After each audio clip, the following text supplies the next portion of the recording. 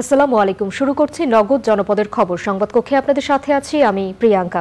এখনকার সংবাদ আয়োজন একই সঙ্গে চ্যানেল আই এর ইউটিউব চ্যানেলে এবং চ্যানেল আই এর ওটিটি প্ল্যাটফর্ম আই স্ক্রিনে লাইভ স্ট্রিম হচ্ছে। যাচ্ছে বিস্তারিত সংবাদে। পটুয়াখালীর বাউফলে উপজেলা পরিষদ নির্বাচনের প্রচারে ঘোড়া প্রতীকের সমর্থক সাইদুর রহমান সুমন নামে এক যুবককে কুপিয়ে গুরুতর আহত করেছে প্রতিপক্ষ আনারস প্রতীকের সমর্থকরা। ঘটনার পর আহত যুবককে আশঙ্কাজনক অবস্থায় প্রথমে বাউফল উপজেলা স্বাস্থ্য কেন্দ্রে নেওয়া হয়, পরে তাকে বরিশাল শেরেবাংলা মেডিকেল কলেজ হাসপাতালে পাঠানো হয়। বৃহস্পতিবার সকালে উপজেলার রাজনগর গ্রামে ওই ঘটনা ঘটে। আগামী 21 মে বাউফল উপজেলা পরিষদ নির্বাচন অনুষ্ঠিত হবে।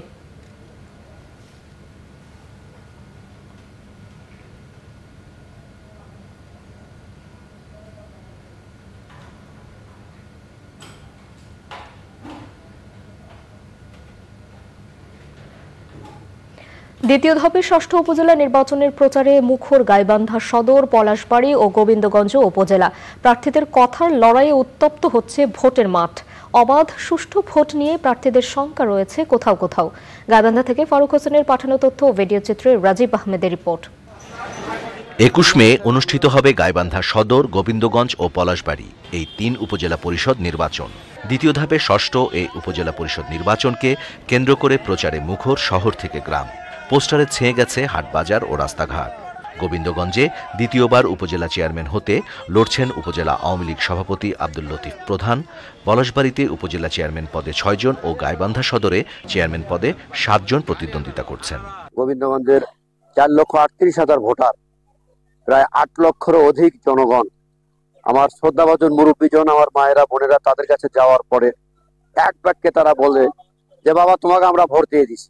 ব্যাপকভাবে প্রচার প্রচারণায় অংশ নিয়েছি এবং আমি তাদের মধ্যে ব্যাপক উৎসাহ করা দেখতে পাচ্ছি এবং আমি জয়ের ব্যাপারে শতভাগ আশাবাদী যে আজকে মানুষ একটা নতুন নেতৃত্ব চায়, পরিবর্তন চায়। কিশোরগঞ্জ সদর 2 নম্বর হোসেনপুর, মনোহরপুর, পাবনাপুর, বেতকাপা সহ প্রতিটি ইউনিয়নে একটা গণজাগরণ সৃষ্টি হয়েছে দোয়াত কলমে। দ্বিতীয় ধাপের উপজেলা পরিষদ নির্বাচন অবাধ ও সুষ্ঠু হবে বলে আশাবাদী ভোটাররাও। দলীয় প্রতীক না থাকায় স্বস্তি প্রকাশ করেছেন তারা। স্থানীয় সরকার নির্বাচনে সকল ক্ষেত্রে প্রতীক উঠে দেওয়া উচিত এবং তাতে জনগণ স্বতঃস্ফূর্তভাবে ভোট দেবে এবং ভোটের পার্সেন্টেজ বৃদ্ধি পাবে। সময়ের ইয়ের ভিত্তিতে দেখা যাবে সেই ব্যক্তি হচ্ছে একজন যোগ্য ব্যক্তি, সবসময় কাছে পাওয়া যাবে আর এই ধরনের ব্যক্তিকে দরকার। আমরা তো চাই রাস্তাঘাট চলা ফিরে এটাই। 21 মে দ্বিতীয় ধাপে গাইবান্ধার 3টি উপজেলা পরিষদ নির্বাচন অবাধ, সুষ্ঠু ও শান্তিপূর্ণ করতে সব ধরনের ব্যবস্থা গ্রহণের কথা জানিয়েছে আইন শৃঙ্খলা বাহিনী ও জেলা নির্বাচন কমিশন। Rajib Ahmed, channel I. দ্বিতীয় ও তৃতীয় ধাপের উপজেলা নির্বাচন সুষ্ঠু ও অংশগ্রহণমূলক করতে যশোরে 3 জেলার প্রার্থী ও নির্বাচন সংশ্লিষ্টদের সাথে মতবিনিময় করেছেন নির্বাচন কমিশনার। বৃহস্পতিবার বেলা 11টায় যশোর জেলা শিল্পকলা একাডেমিতে মতবিনিময় সভায় প্রধান অতিথি ছিলেন তিনি। যশোরের জেলা প্রশাসক আবরাউল হাসান মজুমদারের সভাপতিত্বে সভায় যশোর, মাগুরা ও নড়াইল জেলার রিটার্নিং অফিসার, সহকারী রিটার্নিং অফিসার, আইনশৃঙ্খলা বাহিনীর সদস্য, নির্বাচনে অংশগ্রহণকারী প্রার্থীরা ছাড়া নির্বাচন সংশ্লিষ্টরা উপস্থিত ছিলেন।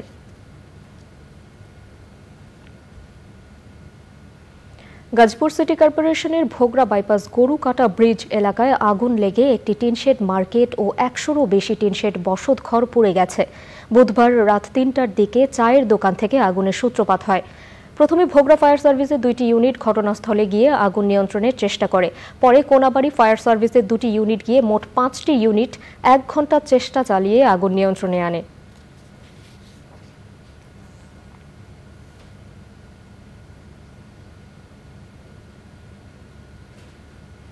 এবারে প্রতিনিধিদের পাঠানো তথ্য ও ভিডিও চিত্রে রাজীব আহমেদের রিপোর্ট। উপজেলা পরিষদ নির্বাচন উপলক্ষে খুলনায় জেলা রিটার্নিং অফিসার, সহকারী রিটার্নিং অফিসার, আইন শৃঙ্খলা রক্ষা বাহিনী, নির্বাচন সংশ্লিষ্ট কর্মকর্তা ও প্রার্থীদের নিয়ে মতবিনিময় সভা হয়েছে। সভায় অংশ নেন খুলনা, বাগেরহাট ও সাতক্ষীরার কর্মকর্তা ও প্রার্থীরা। চুয়াডাঙ্গায় বিজ্ঞান ও প্রযুক্তি মেলা হয়েছে। বিজ্ঞান ও প্রযুক্তি, উদ্ভাবনী সমৃদ্ধি স্লোগান নিয়ে মেলার উদ্বোধন করেন জেলা প্রশাসক ডক্টর কিসিঞ্জার চাকমা। নেত্রকোনায় মদন উপজেলার গোবিন্দশ্রী ইউনিয়ন পরিষদের চেয়ারম্যান মাইদুল ইসলাম খানের বিরুদ্ধে ভুয়া ভূমিহীন সনদ দেওয়ার অভিযোগে মানববন্ধন করেছে এলাকাবাসী। মাদারীপুরের শিক্ষকদের নিয়ে আলোচনা সভা করেছে জেলা তথ্য অফিস। প্রধান অতিথি ছিলেন মাদারীপুর সরকারি কলেজের অধ্যক্ষ প্রফেসর মোহাম্মদ জামান মিয়া। নীলফামারীতে জেলা পর্যায়ে সেবাদানকারী বিভিন্ন প্রতিষ্ঠানের প্রতিনিধিদের সাথে মতবিনিময় সভা করেছে অপরাজিতা নেটওয়ার্ক। টাঙ্গাইলে ঐতিহাসিক ফারাক্কা দিবসের ৪৮তম বর্ষ পালিত হয়েছে। কক্সবাজারে কৈশোর মেলা হয়েছে। মেলায় উপজেলা পর্যায়ে ক্রীড়া ও সাংস্কৃতিক প্রতিযোগিতায় অংশগ্রহণকারীদের পুরস্কার দেওয়া হয়েছে। পটুয়াখালী দশমিনা উপজেলা পরিষদ নির্বাচনে শেষ মুহূর্তে গণসংযোগে ব্যস্ত সময় পার করছেন চেয়ারম্যান ও ভাইস চেয়ারম্যান প্রার্থীরা। ভোটে জয়লাভ নিশ্চিত করতে কর্মী সমর্থকদের সাথে নিয়ে প্রত্যন্ত গ্রাম জনপদে লিফলেট বিতরণ করে প্রচার অব্যাহত রেখেছেন তারা।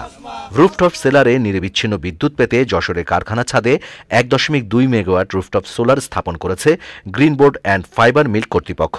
এই ক্ষমতা ৫ মেগাওয়াট বাড়ানোর পরিকল্পনা রয়েছে বলে জানিয়েছেন কোম্পানির পরিচালক মোহাম্মদ শফিউল আতাহা। Rajib Ahmed, channel I. নগর জনপদের খবর আজকের মতো এ পর্যন্তই। পরবর্তী কৃষি সংবাদ দেখার আমন্ত্রণ জানিয়ে শেষ করছি। ধন্যবাদ সবাইকে। সত্যি আমাদের নিজেদের হোটেল? হ্যাঁ, ইডেন বে আমাদের নিজেদের hotel. Any time check in, any time check out. Eden Bay, a